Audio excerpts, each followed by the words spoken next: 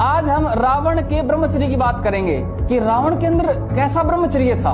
रावण कहता है सीता को, तुम यह न समझो कि मैंने कोई अधर्म किया है। पराई स्त्री के पास जाना अथवा बलात् उन्हें हर लाना, यह राक्षसों का सदा ही अपना धर्म रहा है। अब आता है रावण के ब्रह्मचर्य की बात। कहता, कामदेव मेरे शरीर पर इच्छा अनुसार कितने ही अत्याचार करे, ऐसी अवस्था में भी जब तक तुम मुझे नहीं चाहोगी तब तक मैं तुम्हारा स्पर्श भी नहीं करूंगा।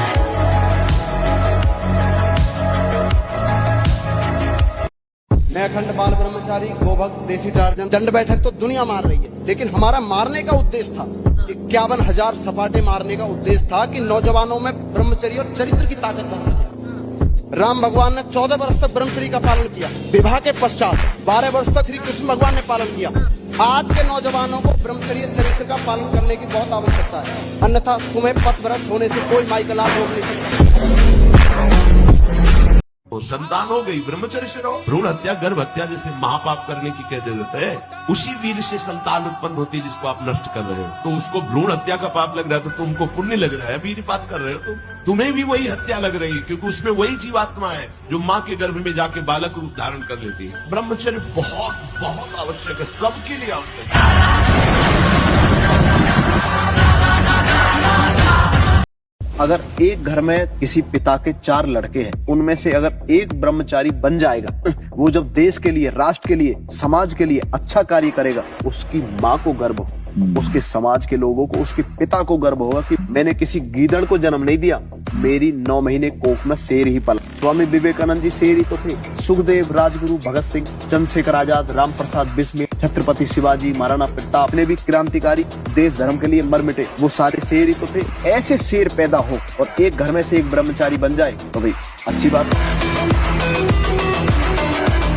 भीम पुष्प लेने जा रहे थे सौगंधिक वन, इसलिए रास्ते में बैठ गए बंदर के रूप में। अब उनकी इतनी लंबी पूंछ थी कि साइड में पहाड़ है और छोटी रास्ता बीच में। तो भीम ने कहा कि ए बंदर, पूंछ हटा ले, मुझे जाना है। उनका बूढ़ा हो गया और हिम्मत नहीं हटाने की, हटा लो। उनका मेरी अवहेलना करता है, उनका हटा लो भाई, बूढ़ा हो गया हूँ, मेरी पूंछ हटा के चल दो।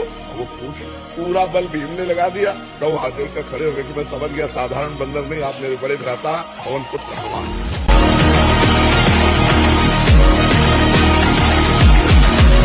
जिस विषय के लिए लोग परेशान होते हैं वो सारे विषय रघुनाथ दास गोस्वामी के घर में थे।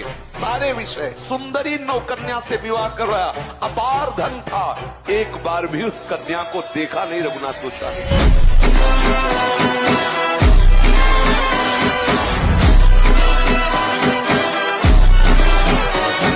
और जो ब्रह्मचर्य नष्ट करता है, सिकुड़ा हुआ किसी भी कार्य को कर दो, सबसे पहले ना शरीर शक्ति नष्ट, उत्साह नष्ट, इच्छा शक्ति नष्ट करके, चाहे आप 15-20 मिनट ही करें, व्यायाम करें, शरीर को एक बार पसीना पसीना करो।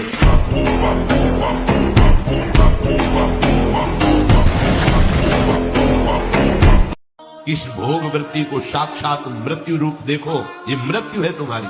विनाशवान काम क्रोधादि तुम्हें प्रेरित करेंगे, तुम इनके वेगों को सह जाओ। पाशक जो ब्रह्मचारी होता है उसका खिला हुआ चेहरा रहता है, मुख प्रसन्न, तन तेज विराजा। अगर भगवत प्राप्ति की इच्छा है, ब्रह्मचर्य का पालन करना ही होगा। ब्रह्मचारी की पहचान है, इतनी स्फूर्ति उसके अंदर होती है, जैसे आग में चलने वाला पूरा पैर नहीं रख पाएगा, अगला कदम रख देगा क्योंकि ताप लग रहा है। ऐसी उसकी स्फूर्ति होती है पैर में, उसकी आंखें एकाग्र रहती है।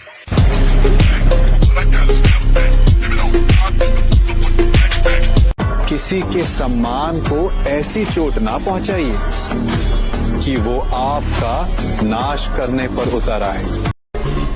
गलत क्रिया, गलत दर्शन, गलत संभाषण, गलत आहार, इसको आप रोकिए। जब स्टार्ट की जाती है ना तो बड़े जोर से उसको गियर में डाला जाता है। ऐसे तुम अपने को गियर में डालो, 2-3 किलोमीटर दौड़ लगाओ, दंड बैठक मारो, पसीना पसीना हो गए, आप स्वस्थ रहोगे। अभी अध्यात्म को जानते ही नहीं ना, इसीलिए आप ऐसी बात बोल दिए। विज्ञान और अध्यात्म विज्ञान है स्थूल शरीर का और अध्यात्म में सूक्ष्म और कारण शरीर से भी परे आत्म तत्व का। ब्रह्मचर्य परम जीवन, परम पुरुषार्थ ब्रह्ममय है। परमार्थ की शुरुआत ही ब्रह्मचर्य से होती है। शरीर में जितनी पावर शक्तियां हैं वो सबका अंतिम रूप वीर्य है। सबका अंतिम रूप, सप्तम धातु का अंतिम रूप बताया जाकर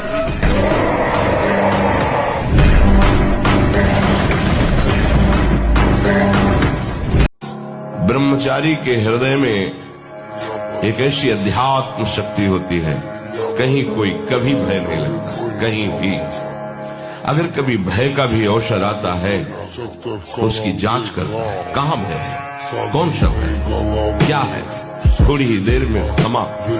क्योंकि जो निर्भय चरणारविंद का आश्रय लिए हुए है, महाबलशाली प्रभु श्री हरि की भुजाओं का आश्रय लिए हुए, उसे कहां भय लगेगा। माया भगवती माँ की तरह प्यार करने लगेंगी। होश उड़ा दो माया भगवती के जो परास्त करने वाले हैं। वो कैसे, नाम कीर्तन से, भगवत यश गाम से, भगवान नाम जप से। होश उड़ा दो माया के नाम के बल पर।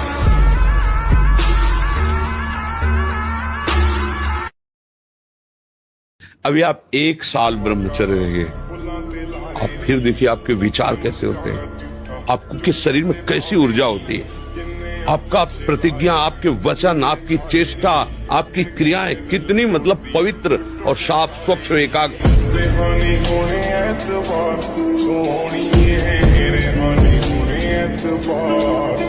सावधान और लगाम खींच इंद्रियों के घोड़ों की और दिशा बदल।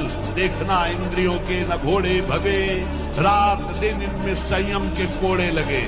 हे नचिकेता खड़ा हो जा, मोह निद्रा से जग जा, क्योंकि ये मार्ग छुरे की धार पर चलना है।